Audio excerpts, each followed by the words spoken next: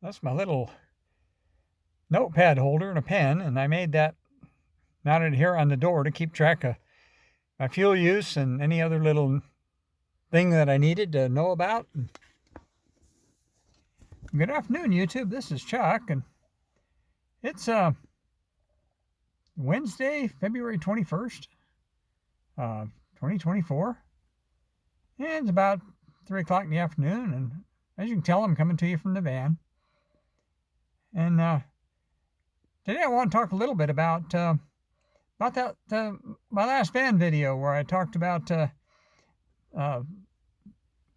senior females in van life. Boy, that thing really took off, and it's had over 45,000 views. It's the most watched video that I've made in the year plus that I've been doing this, and it's brought in about 99.1% of the comments have been or people have given me thumbs up, I should say. There's been a few thumbs down, but most people have given me thumbs up, and 380 comments, and it's brought in over 800 new subscribers. So if you're one of those people, well, good grief, welcome. I'm glad you're here, and I hope, like I always like to say, I hope the content in my channel is worth the price of admission. But anyway, talk a little bit about that video, and then I'm getting ready to go on another van boy trip for a couple of days. I'll tell you about that as well. But first, about the video, there was a couple of people commented on that, and ladies, and they kind of thought somehow they were looking for negativity in there somewhere. And I guess if you look hard enough, you can find it. But there's plenty of negativity in this world now. We all know that. But anyway, they thought I was insinuating that women couldn't drive big vehicles or something, because I said that a lot of women are intimidated by motorhomes and they're not intimidated by vans. And there's a few people took offense to that. And in order to tell you a little bit about my history, I need to tell you a little bit about my mother. My mother was, my parents were Depression babies, and they both passed away many years ago. But my mother was, she grew up on a farm in Minnesota, and she was, about 5'4" and 110 pounds of meanness when she wanted to be. And there were times I didn't like her much, but one of the things she used to do, and well, during World War II, she actually ferried army trucks from the factory where they're built down to the waterfront so they could be shipped to Europe. And she was the only female driver on the crew there, and she took a lot of, that was long before people were careful about such things, and she got harassed quite a bit, and her way of responding to that was get mean, and she could be pretty mean when she wanted to be. But the other thing is my dad was a long haul over the road trucker and owner operator for many years.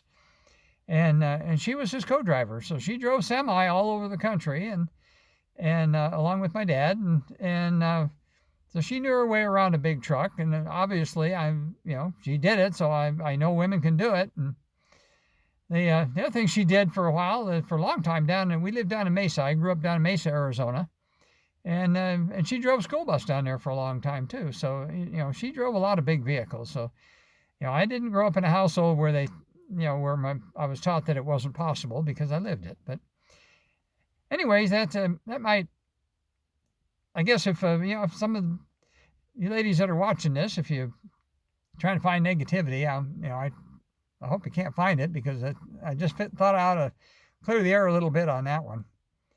But other than that, the vast majority of the comments on that video have been positive, and it's kind of blown me away a little bit. I have no idea how I'm going to follow up with all that, but I'll do my best to try to bring you content that's worth watching, because that's what I believe that I do. And I have a couple of people talked about how the mechanics of how I do this, and basically all I do is I talk to the phone, and I don't edit.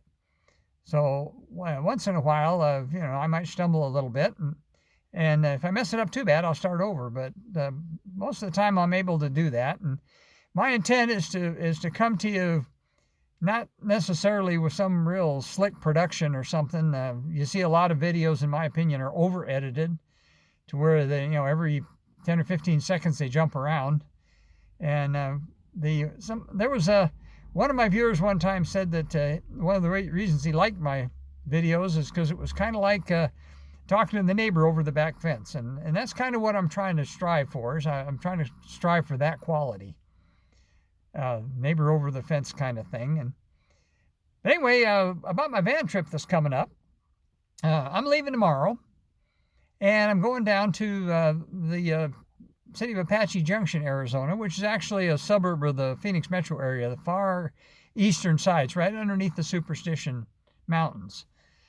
And the group that I'm with, we're going to be presenting at an event called Superstitions at the Superstitions, and it's going to be at the Superstition Mountain Museum, which is out on Apache Trail in Apache Junction. It's right underneath the Superstition Mountains itself, and the program is about the paranormal aspects of the superstitions. And some of you may remember the story about the Lost Dutchman's gold mine and Jacob Waltz and all that kind of stuff, but the Superstition Mountains also have a paranormal history dating way back, and there's all kinds of spirit stuff and UFOs and a bunch of stuff, and also Bigfoot related stuff in the superstitions. And that's kind of our niche, and my partner Kevin's going to be presenting, and the rest of us are going to be there. We're going to have roundtable discussions and try to answer people's questions. And so I'm going to be down there for 4 nights,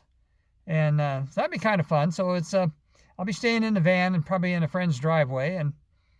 But anyway, that's where I'm going to be for, like I say, leaving tomorrow and going down there. But there's a little sidebar to that's kind of interesting too, is that the word about what we do has gradually been getting out.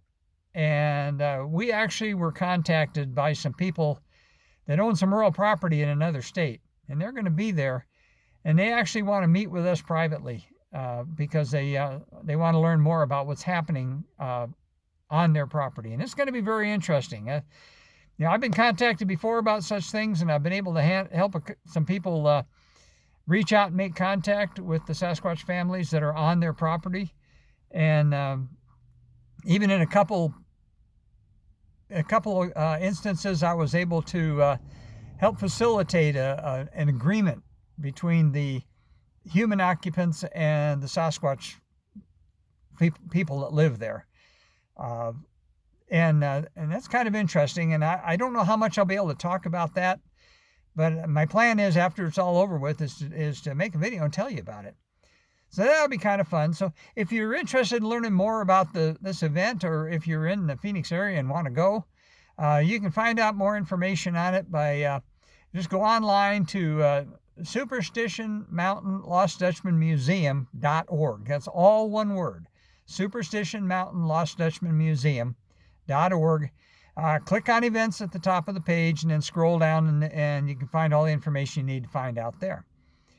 But anyway, we're going to be down there for the next 4 evenings, and then I'll be coming back home on Monday. So keep this one short. So as I always tell you, take care of each other, love each other, and take care of the other folks in your life, and take care of your own mental health. And it's a pretty day here. It's been really nice the last few days. We're supposed to get a little storm move through this evening, but it's not supposed to do much. And then we got another one maybe coming in the first of the week. So for right now, let me, as I always say, I'll spin you back around here.